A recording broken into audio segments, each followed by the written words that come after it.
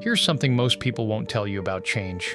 The reason you can't become who you want to be isn't because you lack discipline or motivation. It's because you're still holding on to who you used to be. Think about it. You download the habit tracker, buy the books, set the goals, but 6 weeks later, you're back where you started. Not because the strategies were wrong, but because underneath all those new habits, your old beliefs are still running the show. Today, we're going to explore why real change isn't about adding more to your life, it's about letting go. In the 1950s, psychologist Lewin proposed something that challenged how we think about change. He suggested that human behavior exists in a state of equilibrium, a balance between forces pushing us toward change and forces keeping us the same. Most self-improvement advice focuses exclusively on the driving forces. Add a morning routine, read more books, exercise daily. But Lewin argued that lasting change doesn't happen by pushing harder. It happens by removing the restraining forces, the internal resistance holding you in place. More recent research in psychology supports this. Studies on cognitive dissonance show that when our actions conflict with our beliefs, we experience psychological tension. And here's the critical part. We typically resolve that tension not by changing our behavior, but by changing how we interpret our behavior to match our existing beliefs. For example, if you believe, "I'm not a morning person," every time you try to wake up early, your mind will find ways to sabotage it, not because you lack willpower, but because the behavior threatens your self-concept. Your identity becomes the cage. Neuroscientist Dr. Joe Dispenza describes this as hardwired neural pathways. Your brain has literally built highways for your habitual thoughts and behaviors. Creating a new habit isn't just about willpower, it's about rewiring neural connections while simultaneously weakening the old ones. Let's break down what actually happens when you try to change. Your brain operates on prediction. It's constantly comparing what's happening now to patterns from your past. When you attempt something new, your brain flags it as unfamiliar, potentially dangerous. This triggers a stress response, even if the change is positive.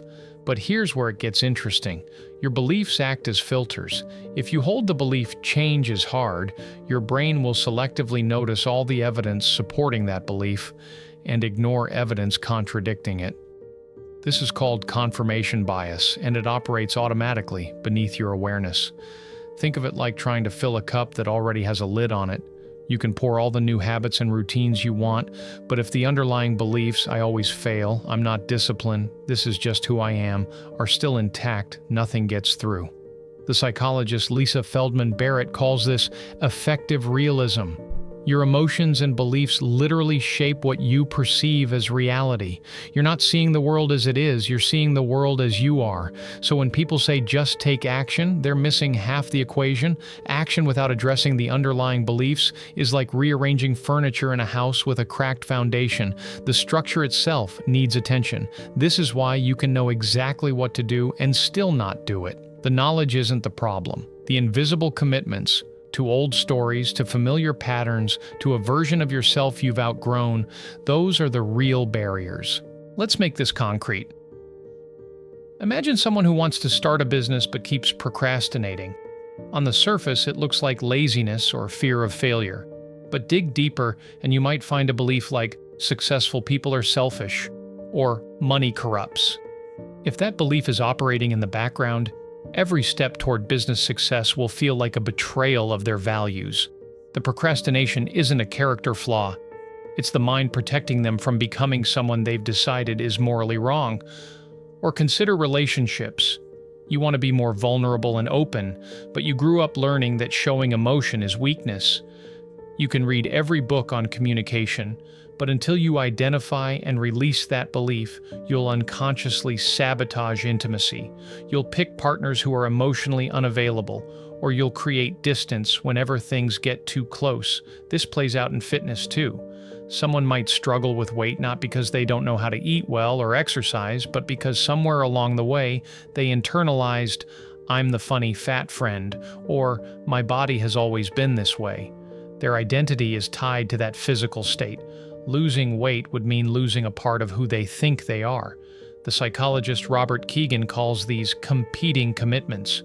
On one level, you're committed to change, But on a deeper level, you're committed to something that change would threaten: safety, identity, belonging, control. Until you surface those hidden commitments and question them, you'll stay stuck. Not because you're weak, but because two parts of you are pulling in opposite directions. So what do you actually do with this information? First, stop adding before you subtract. Before you create a new morning routine, ask yourself, what belief is keeping me in bed? Before you commit to a new goal, ask, what part of my identity would I have to let go of to achieve this? Write down the change you want to make, then complete this sentence.